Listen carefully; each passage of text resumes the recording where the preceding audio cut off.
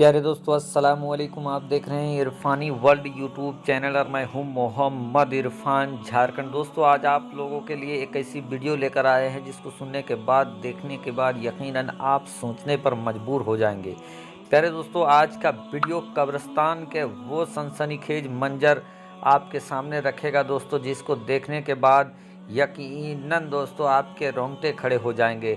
प्यारे दोस्तों, आज का वीडियो एक धनवान आदमी, वक्त के बहुत बड़े रईस का है। जब उसका इंतकाल हो जाता है, जब इस दुनिया फ़ानी को वो कूच करके चला जाता है और कब्रिस्तान में जब उसकी मैयत ले जाई जाती है दोस्तों, और उसके बाद जो कुछ होता है यकीनन जानकर, देखकर रोंगटे खड़े हो जाएंगे। तो दोस्तों, आज का ये वीडियो सनसनीखेज वीडियो देखने के लिए आप तैयार हो जाएं।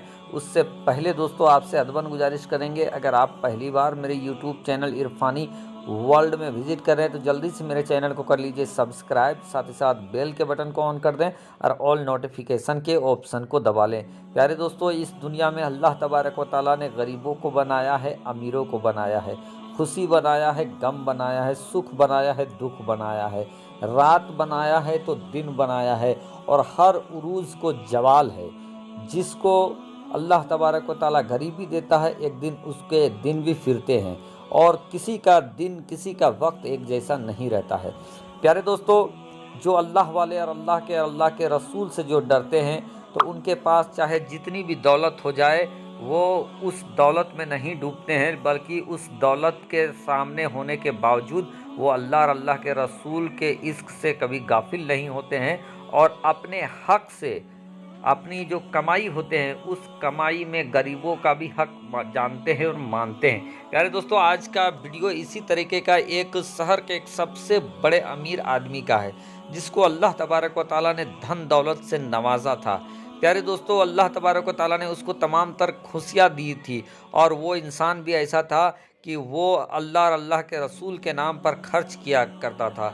गरीबों को, बेसहारों को, मिस्कीनों को, यतीमों को, बेवाओं को वो देता था, और उसकी चर्चाएं भी हर तरफ थी कि एक अल्लाह वाला है जिसको अल्लाह तबारक व तआला ने तमाम तर धन दौलत दिया है, लेकिन उसके बावजूद भी वो अल्लाह और अल्लाह के रसूल के जिक्र से गाफिल नहीं होता है। अजीजान मिल्लत इस्लामिया, अब इस इंसान का एक बेटा था जो अपने बाप से बिल्कुल ही उलट था। वो गलत कामों में डूबा रहता था, गरीबों, मिस्किनों, बेवाओं के वो कुछ भी नहीं दिया करता था। साथ ही साथ दोस्तों, उसका रवैया इस कदर था जो कि इस्लाम से बिल्कुल अलग, इस्लाम से बिल्कुल परे था। अब दोस्तों, इस इंसान को अपने बेटे के इस हाल को देखकर काफ़ी बुरा लगता, और ये इंसान अपने बेटे को समझाया भी करता कि बेटे, धन दौलत पर किसी को उतराना नहीं चाहिए। किसके पास कब धन खत्म हो जाए किसी को कोई पता नहीं है। तो अल्लाह तबारक व तआला ने अगर तुमको कुछ दिया है तो उससे गरीबों की मदद करो, अमीरों की मदद करो, बेसहारों की मदद करो, और कभी भी गुरूर अपने सर पर न चढ़ने दो। लेकिन दोस्तों, तमाम बातें समझाने के बावजूद भी उसका बेटा बिल्कुल लापरवाह था, उसकी बाप का बात नहीं मान रहा था। दोस्तों, इसी फिक्र और सोच में अचानक उस इंसान की तबीयत अलील हो जाती है, ख़राब हो जाता है, और जब उसका तबीयत ख़राब होता है तो उसे एक हॉस्पिटल में एडमिट करा दिया जाता है। और जब उसे एडमिट कराया जाता है दोस्तों, तो एडमिट कराने के बाद भी तमाम डॉक्टरों को बुलाया जाता है, वक्त का जो तबीब होता है, हकीम होता है, उन सब को बुलाया जाता है, लेकिन उन तमाम लोगों के कोशिशों के बावजूद भी उस इंसान का, उस अमीर इंसान का तबीयत लगातार बिगड़ता जा रहा था। दोस्तों, इस चीज़ को देखते हुए उस अमीर इंसान ने अपने मुंशी को बुलाया, और बुलाने के बाद उसने एक चिट्ठी में कुछ लिखवाया, और उसके बाद उसको नसीहत किया कि जब मैं इस दुनिया को छोड़कर चला जाऊं, और जब मैं इस मेरा जनाजा जब कब्रिस्तान में ले जाया जाए, तो उस वक्त तुम इस चिट्ठी को मेरे बेटे को दे देना। इधर दोस्तों, उसने अपने बेटे को भी बुलाया और बोला कि बेटा, अब मुझे ये नहीं लग रहा है कि मैं जी पाऊँगा, लेकिन मैं तुमसे ये कहता हूँ, ये मेरी नसीहत है, वसीयत समझ लो, कि कि जब मैं इंतकाल कर जाऊं, मेरा जनाजा जब उठे, तो तुम मुझे पुराना जो मेरा मोजा होता है शोष्क, उस मोजे को तुम मुझे पहना कर विदा करना। अब दोस्तों कुछ दिनों के बाद उस इंसान का इंतकाल हो जाता है। इंतकाल होने के बाद दोस्तों उसका जनाजा उठता है, उसके बेटे को उसकी वसीयत याद रखती है। अब वो गुस्ल के बाद वो अपने बाप को उसका पुराना मोजा पहना देता है और उसको फिर मैयत को कब्रिस्तान ले जाया जाता है।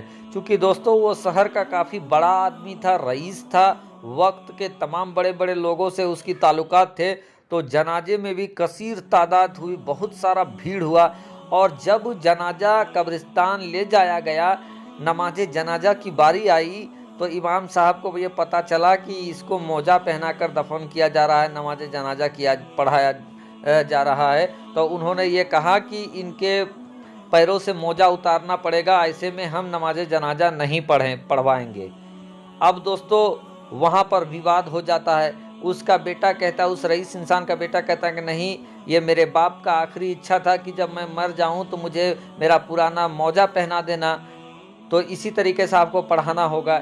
इधर उलमाए कराम भी अड़ गए हैं कि हम किसी के बाप का नहीं मानेंगे, हम रसूल पाक का मानेंगे, और शरीयत में यह हुक्म नहीं है कि हम मोजा पहना के कफन के अलावा के दूसरा कपड़ा या लिबास पहना के हम नमाज जनाजा पढ़ा दें। इस तरह की बातें वो कहने लगे।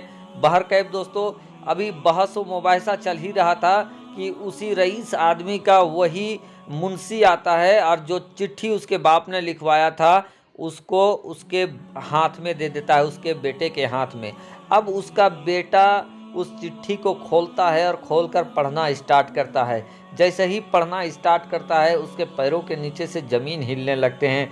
उसमें लिखा हुआ रहता है कि बेटा देखो, मैं इस शहर का सबसे बड़ा रईस था, लेकिन आज जब मैं इस दुनिया को छोड़कर जा रहा हूँ तो मेरे साथ मेरा पुराना मोजा तक नहीं जा रहा है, बल्कि जमाने वाले लोग, दुनिया वाले इसको उतारने के लिए कह रहे हैं। यानी जो कुछ भी है सारा का सारा यहीं छोड़ देना है, और जो कुछ जाएगा तो वो सिर्फ कफन के सिवा कुछ भी नहीं जाएगा। तो मेरे बेटे तुम भी गाफिल ना होना और अल्लाह और अल्लाह के रसूल की राह में खर्च किया करना, गलत चीज़ों से बाज आ जाओ। दोस्तों उसके बाप का ये अंदाज उसको बहुत भा जाता है। उसके बाद दोस्तों उसके मोजे उतारे जाते हैं, नमाज जनाजा होता है, उस बड़े इंसान का तदफीन कर दिया जाता है। और उसके बाद दोस्तों उसके बच्चे के ऊपर ऐसा असर करता है कि उसके बच्चे ने सिर्फ एक मकान रखकर तमाम जो दौलत थे, जायदाद थे, वो अल्लाह और अल्लाह के रसूल के राह में कुर्बान कर देता है। प्यारे दोस्तों हम लोगों को भी चाहिए कि हम अपने कमाई में गरीबों का भी हक जाने, गरीबों, यतीमों, बेवाओं का भी उसमें मदद करें।